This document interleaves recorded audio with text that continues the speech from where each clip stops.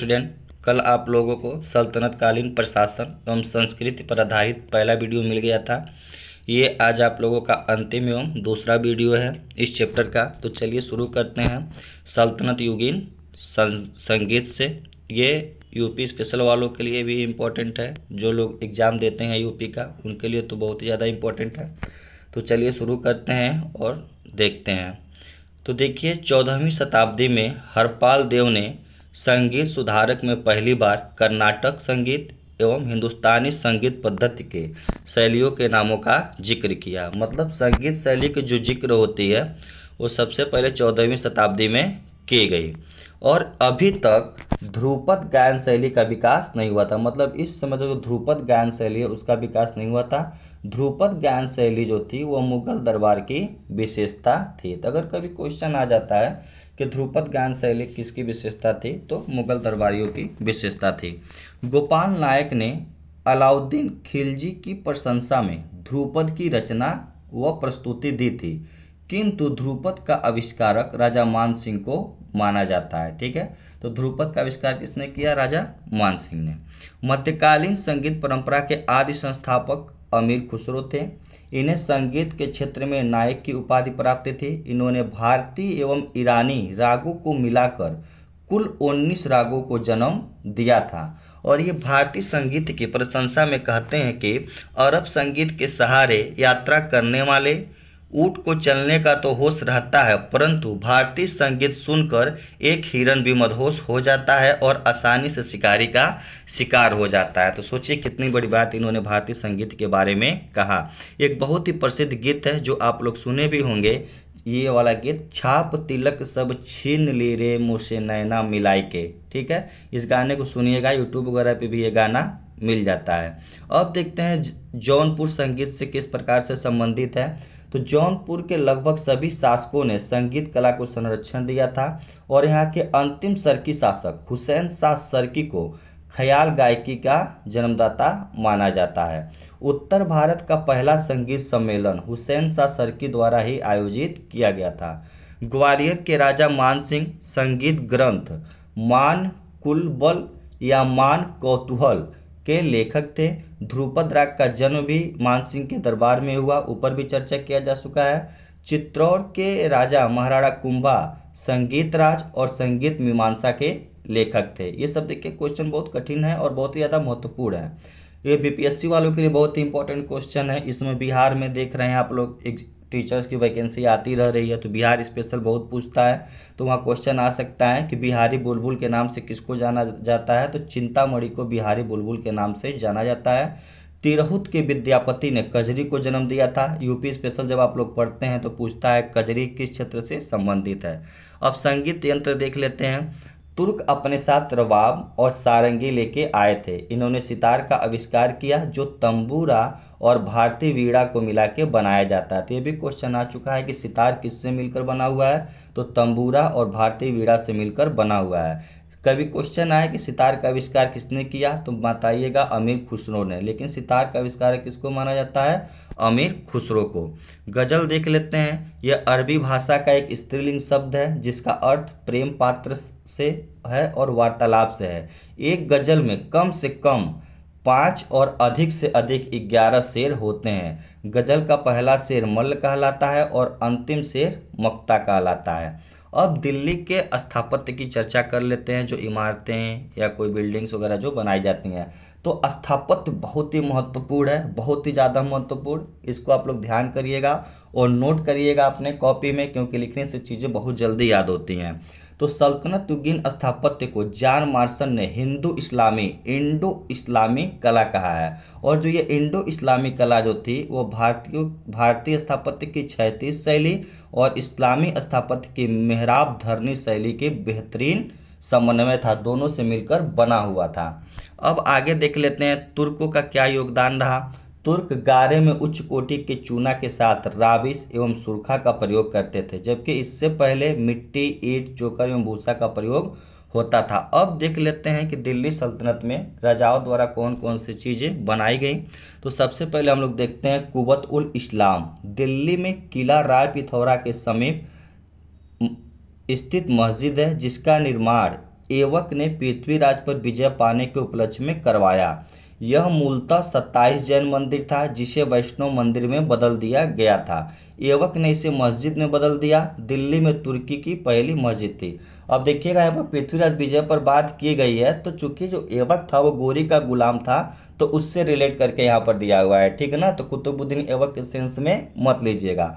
तो जो कुव्वतुल इस्लाम मस्जिद है वो पहले क्या था, वह जैन मंदिर था, ठीक है ना, और वैष्णव मंदिर में बदल गया था बाद में। उसी को ऐबक ने क्या किया, मस्जिद में बदल दिया। आगे इल्तुतमिश और अलाउद्दीन खिलजी ने इस मस्जिद का विस्तार किया।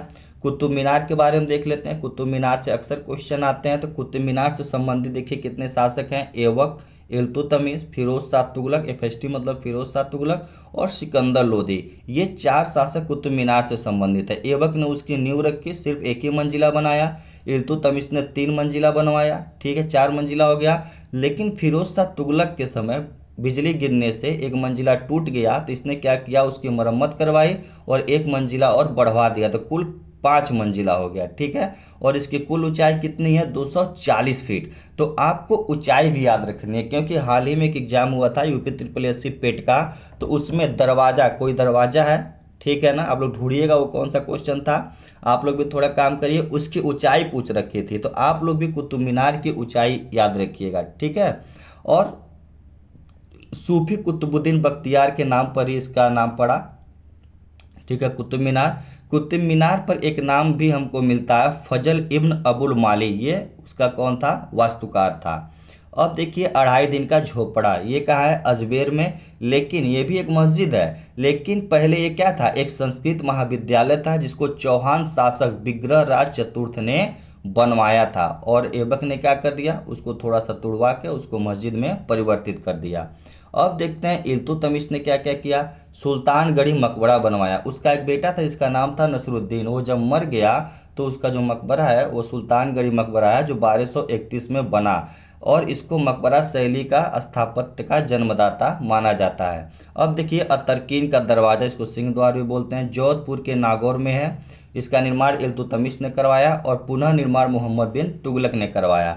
बदायूं में देखिए क्या करवाया इसने, हौज ए शमसी, जामा मस्जिद एवं शमसी ईदगाह का निर्माण भी बदायूं में करवाया। इल्तुतमिश राजा बनने से पहले बदायूं का ही सूबेदार था। नेक्स्ट देखते हैं बलबन। बलबन ने दिल्ली में लाल महल का निर्माण करवाया, जिसको लाल भवन भी बोलते हैं, कसर ए लाल भी बोलते हैं, एवं स्वयं के मकबरे का निर्माण करवाया कि जब मैं मर जाऊं तो मुझको इसी में दफनाया जाए। ये जो लाल भवन है इसी में अलाउद्दीन खिलजी और मोहम्मद बिन तुगलक का राज्याभिषेक भी हुआ था। और दार अल अमन सुल्तानों की समाधियाँ स्थित है, यह भी कौन बनवाया था, तो बलबन ने बनवाया था। अब खिलजी स्थापत्य के बारे में चर्चा कर लेते हैं हम लोग। तो किलोखरी महल, ये बहुत इंपॉर्टेंट है, कैकूबाद ने बनवाया था।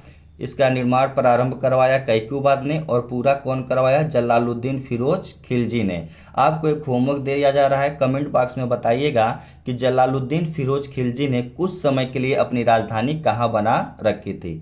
अब देखते हैं अलाउद्दीन खिलजी के बारे में। इसने सीरी 1303 ईस्वी में इसकी स्थापना की, सीरी को, जिसको सेकेंड सिटी ऑफ दिल्ली बोलते हैं। दूसरा, इसने अलाई दरवाज़ा का निर्माण करवाया, जो कुव्वत उट इस्लाम का प्रवेश द्वार है। 1311 ईस्वी में यह कार्य पूरा हुआ, और ये इस्लामी वास्तुकला का रत्न कहा जाता है। देखिए कठिन सवाल हो गया, आजकल के समय में अलाई दरवाज़ा कौन बनवाया ये तो सब जानता होगा, लेकिन इस्लामी वास्तुकला का रत्न किसे कहा जाता है, तो अलाई दरवाज़ा को। कुव्वत उल इस्लाम का प्रवेश द्वार क्या है, तो अलाई दरवाज़ा है। तो ये सब अच्छे अच्छे क्वेश्चन हैं, इसको भी आप लोग याद रखेंगे। अब नेक्स्ट देखते हैं जमैयत खाना मस्जिद। यह मस्जिद शेख निजामुद्दीन औलिया के मकबरे के साथ ही है। ओखा या उशवा मस्जिद मुबारक खिलजी ने राजस्थान के भरतपुर में इसको बनवाया था। नेक्स्ट देखते हैं गयासुद्दीन तुगलक ने क्या क्या किया। तुगलकाबाद शहर बसाया गयासुद्दीन तुगलक ने, जिसको दिल्ली का तीसरा शहर बोलते हैं। पानीपत के युद्ध के बाद बाबर ने अपना शिविर इसी में लगाया था। देखिए कितना कठिन सवाल कि पानीपत के युद्ध के बाद बाबर ने अपना शिविर कहाँ लगाया था, तो तुगलकाबाद में। गयासुद्दीन के मकबरे को शेर शाह मकबरे का पूर्वगामी कहा जाता है। यानी अगर कभी क्वेश्चन आ जाए कि शेर शाह के मकबरे का पूर्वगामी किसे कहते हैं, तो गयासुद्दीन के मकबरे को। अब देखते हैं मोहम्मद बिन तुगलक ने क्या क्या किया। तो जहाँ पनाह नगर, इसको फोर्ट सिटी ऑफ दिल्ली बोलते हैं। ये जो था जहांपनाह नगर, ये first city and second city को जोड़ने का कार्य करता था। और बलबन के लाल महल का जीरो, और इसने क्या, मोहम्मद तुगलक ने बलबन के लाल महल का जीर्णोद्वार करवाया था, ठीक है ना, मोहम्मद बिन तुगलक ने।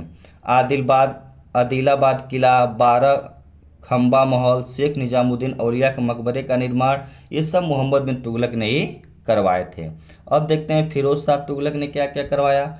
फिरोज खान को फिरोज शाह तुगलक को भवन निर्माताओं का राजा कहा जाता है। इसने लगभग 300 शहर भी बसा रखा था, जिसमें फिरोजाबाद सबसे इंपॉर्टेंट है। फिरोजाबाद जो था ये 5th सिटी ऑफ दिल्ली, यानी दिल्ली का 5वां शहर था। जौनपुर देखिए, जौनपुर जौना खान की याद में बसाया था। अब जौना खान के नाम से कौन फेमस है, तो जौना खान के नाम से फेमस है मोहम्मद बिन तुगलक, ठीक है। फतेहाबाद, हिसार, फिरोजा, इन सब नगरों का निर्माण भी कौन करवाया था, तो फिरोज शाह तुगलक ने। हौज खास का निर्माण करवाया, जो एक मदरसा था और 2nd फ्लोर पे था।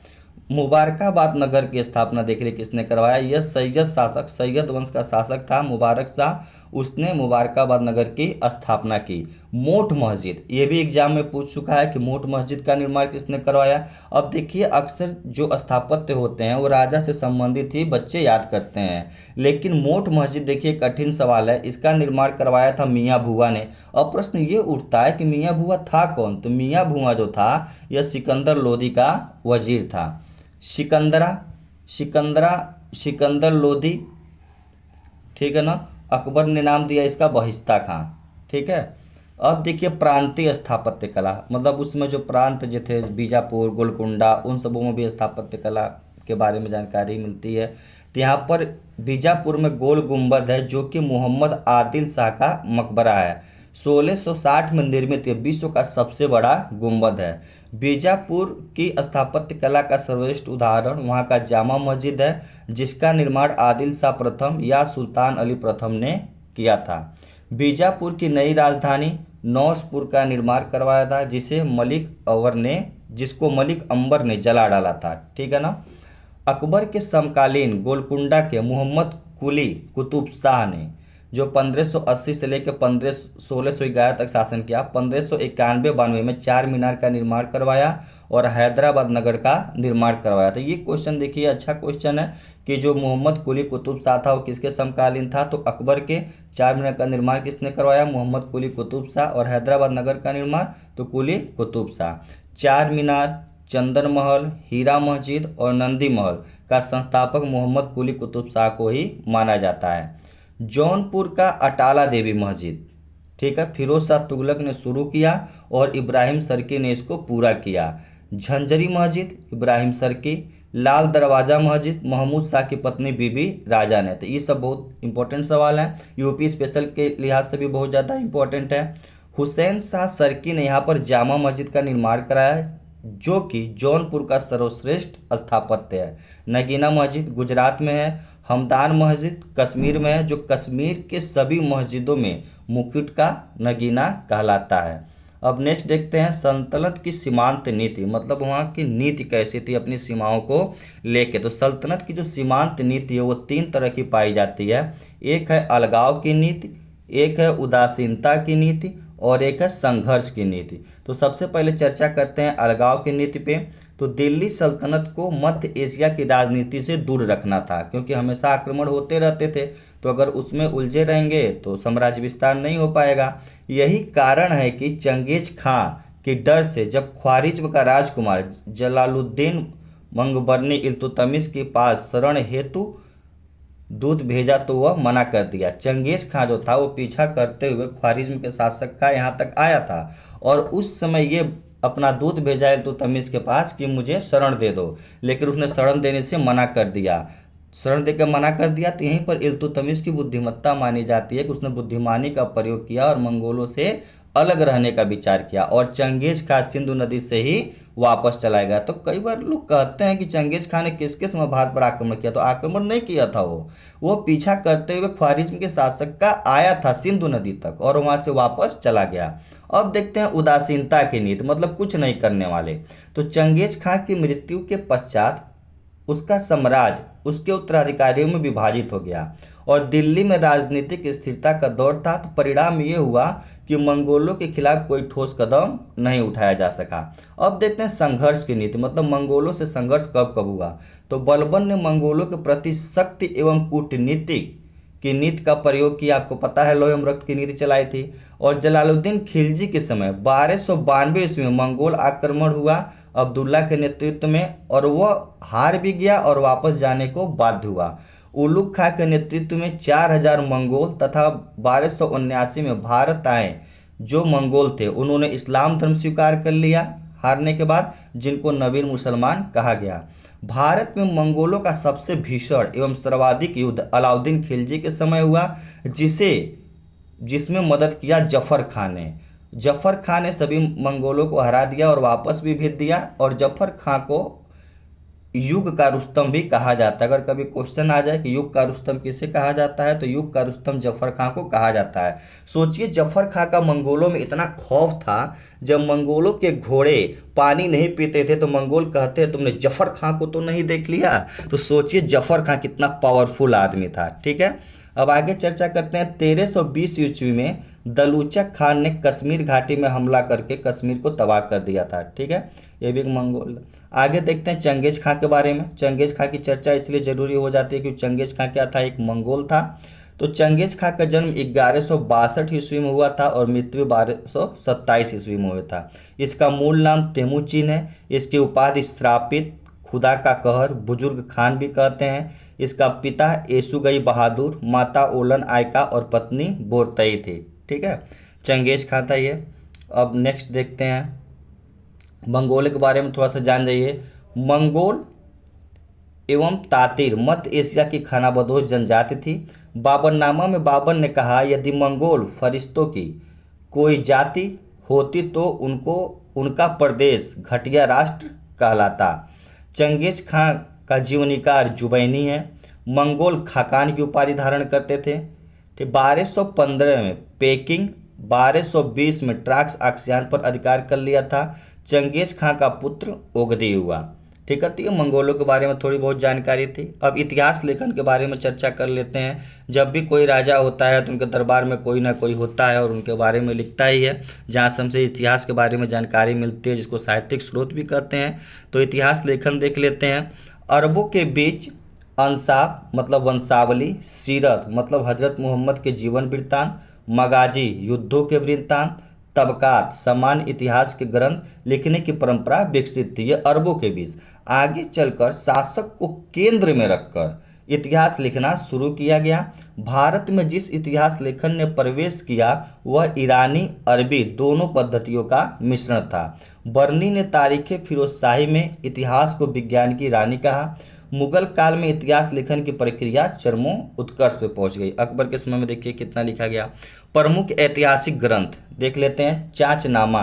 चाचनामा जो था ये अरब आक्रमण के बारे में जानकारी देता है। जो मोहम्मद बिन कासिम ने जो आक्रमण किया था, अरब आक्रमण, उसके बारे में चाचनामा जानकारी देता है। तो मूलतः अरबी भाषा में लिखी गई चचनामा।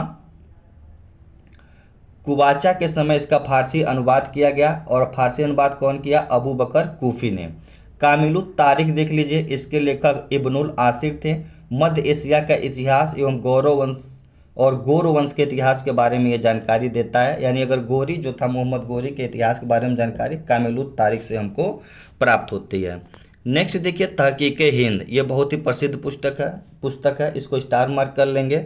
ये अलबरूरी ने इस पुस्तक की रचना की जो कि अरबी में है। ताज उल मासिर हसन निजामी द्वारा दिल्ली सल्तनत का प्रथम राजकीय इतिहास है। ये इसकी रचना हसन निजामी द्वारा की गई। वैसे दिल्ली सल्तनत का प्रथम राजकीय इतिहास प्राप्त होता है। ये गद्य एवं पद दोनों का मेल है, इसलिए इसे अंशतः उपन्यास और अंशतः इतिहास भी कहा जाता है। तबकाते नासरी, ये भी मोस्ट इंपॉर्टेंट है, इसको स्टार मार्क कर लीजिएगा। मिनहाजुद्दीन सिराज द्वारा इसको फारसी में लिखा गया है। यह पुस्तक गोरी के भारत विजय का प्रत्यक्ष विवरण उपलब्ध कराता है। ठीक है, इसमें कुल 23 अध्याय हैं। देखिए एनटीपीसी का एग्जाम था तो पूछ लिया था अकबरनामा में कितने अध्याय हैं, उसी तरह से तबकात नासिरी का भी पूछ सकता है कि कितने अध्याय हैं। तो याद रखिएगा 23 अध्याय हैं। जियाउद्दीन बर्नी के बारे में चर्चा कर लेते हैं। जन्म इनका 1285 ईस्वी में हुआ था। ठीक है, इनकी रचनाएं देख लीजिए। फतवाए जहादारी, तारीख फिरोज शाही, सलाते कबीर, हसरतनामा। तो इसमें जो सबसे ज़्यादा जो इम्पोर्टेंट है वो है तारीख फिरोज शाही। तारीख फिरोज शाही में कुल 9 शासकों के इतिहास के बारे में जानकारी मिलती है। ठीक है, जो बलबन से लेके फिरोज शाह तुगलक तक है। अब इसमें देखिए नेक्स्ट पॉइंट, एकमात्र इतिहासकार जिसका अंतिम समय में बहिष्कार हो गया था। जियाउद्दीन बन्नी का मृत्यु के बाद चटाई का कफन बनाया गया। निजामुद्दीन औलिया के शिष्य तथा अमीर खुसरो के मित्र भी थे ये। अब देखते हैं फुतुहाते फिरोज शाही। फुतुहाते फिरोज शाही की चर्चा क्लास में भी की गई थी। फुतुहाते फिरोज शाही जो है एक ऑटोबायोग्राफी है, आत्मकथा है, जो फिरोज शाह तुगलक के द्वारा लिखी गई और ये 32 पृष्ठों की आत्मकथा है फारसी भाषा में। इब्ने बतूता के बारे में देख लेते हैं। इब्ने बतूता मोहम्मद बिन तुगलक के समय आया था। मोहम्मद बिन तुगलक के समय। इसका मूल नाम क्या है?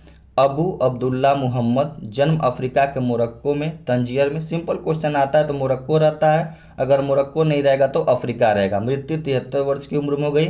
इसकी पुस्तक का नाम देखिएगा, बहुत ही ज़्यादा इंपॉर्टेंट, रेहला। इब्न बतूता की पुस्तक का नाम रेहला। किसके समय में आया? मोहम्मद बिन तुगलक के समय में आया। कहाँ का रहने वाला था? तो मोरक्को का रहने वाला था। नेक्स्ट देखिए तारीख मुबारक शाही। इसका लेखक कौन है? याहिया बिन अहमद सरहिंदी। सैयद वंश के शासक मुबारक शाह, ये वही मुबारक शाह हैं जिन्होंने मुबारकाबाद नगर की स्थापना की थी। अब फरिश्ता के बारे में देख लेते हैं। ये ईरानी थे। इनका मूल नाम मोहम्मद कासिम हिंदू शाह था। इनकी पुस्तक का नाम गुलशन इब्राहिम या तारीख फरिश्ता था। बीजापुर के शासक आदिल शाह द्वितीय के संरक्षण में 1611 ईस्वी में तारीख फरिश्ता इन्होंने लिखा। यह ग्रंथ संपूर्ण भारत के इतिहास के बारे में जानकारी देती है, महमूद गजनवी से लेकर लगभग जहांगीर के समय तक। मार्को पोलो के बारे में देख लेते हैं। मार्को पोलो इटली के वेनिस से आया था और 13वीं शताब्दी के अंत में पांड्य देश आया था ये, और उस समय समकालीन पांड्य राजा कौन था? मारवर्मन कोल। मार्को पोलो को मध्यकालीन यात्रियों का राजकुमार कहा जाता था। देखिए ये भी इंपॉर्टेंट है कि मध्यकालीन यात्रियों का राजकुमार किसे कहा जाता है। तो ये आज आपका चैप्टर खत्म हो गया। अब कल हम लोग मध्यकालीन इतिहास शुरू से पढ़ेंगे, गजनवी से शुरू करेंगे या अरब आक्रमण से लेके। तो आप लोग बने रहिएगा। अगर वीडियो पसंद आए तो लाइक और सब्सक्राइब कर दीजिएगा, और पीडीएफ के लिए टेलीग्राम चैनल से जुड़ जाइएगा जो डिस्क्रिप्शन लिंक में दिया होगा। और आप लोग को होमवर्क है कि कमेंट बॉक्स में जो होमवर्क दिया जाए उसको बताएं, और आप लोग अमीर खुसरो के बारे में भी कमेंट बॉक्स में बताएं कि उसका जन्म कब हुआ था और कहाँ हुआ था। ठीक है, थैंक यू, धन्यवाद।